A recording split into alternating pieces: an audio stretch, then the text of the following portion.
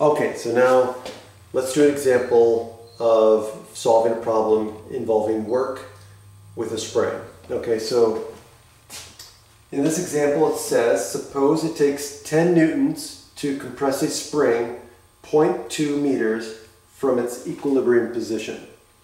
How much work is done to stretch the spring 0.5 meters from the equilibrium position? Now, since we're dealing with a spring, we automatically know we're going to have to use Hooke's Law. So Hooke's Law says the force applied to a spring is equal to K times X, which X is the amount of stretching, or the distance stretched, or the distance compressed. Now,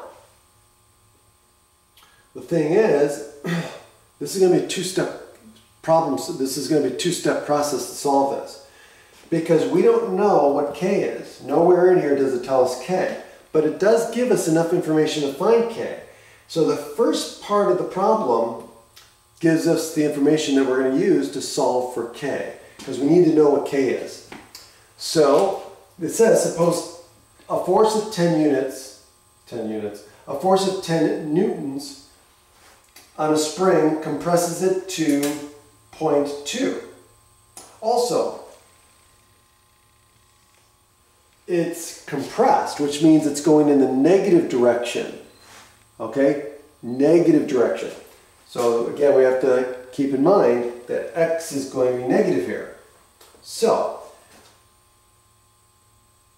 or excuse me, the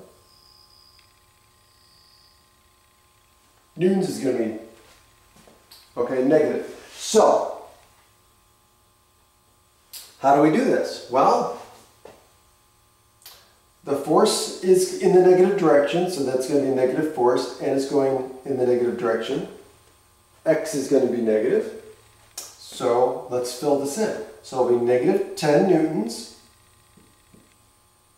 equals K times negative 0.2 meters. And so that means if I divide by negative 0.2, K is going to equal 50 newtons per meter. Okay, that's the spring constant.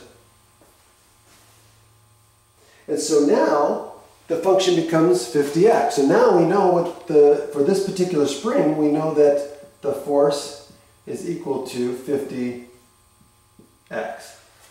All right, so now we're ready to solve the problem. Now it says how much work is done to stretch the spring. So that means X is going to be positive. We're talking about stretching. So how much work is done to stretch the spring 0.5 meters? So this is positive, right? From the equilibrium point. So this is where we're going to have to use our integral, right? So work is equal to the integral from A to B of the force, which in this case is 50x. Okay, so now we're going to just put in Hooke's Law for the spring. And so now what are we doing? Well, this is from A to B. Well, where's the equilibrium point? The equilibrium point is 0. So we're going from 0 to 0.5 meters. And this is going to be 50x dx. And if we integrate, then what are we going to get? We're going to get, well, 25x squared, evaluated from 0 to 0.5. And so, of course, this is going to just be 0 at 0. So let's just evaluate it at 0.5. So 0.5 squared is 0.25. So 1/4 of 25. So it's going to be 25 fourths right? So, or what is it going to be? It's going to be 6.25 newtons. Or not newtons, Newton meters.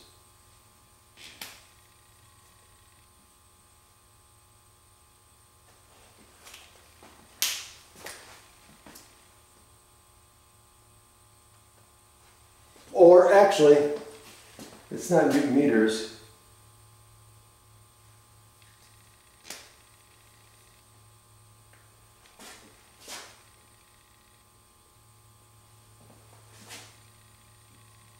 Joules.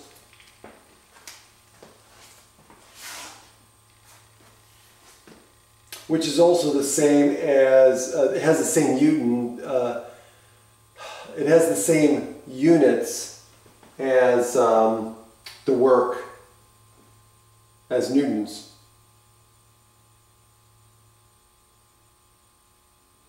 Let me think about that for a second. It has the same unit, so joules is also, yeah, kilograms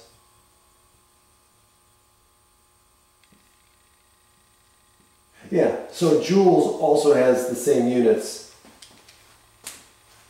Okay, so but joules is a measurement of energy. So I don't know if I mentioned this before, but work is also related to the amount of energy that it takes to move an object. So joules is a measurement of energy as well. Okay. Okay, one for you guys. Let's do... Now I'm not going to write out the whole thing. I'll read it to you, and I'll write down the important information. It says, suppose it takes a force of 8 pounds. Ooh, now we're dealing with pounds.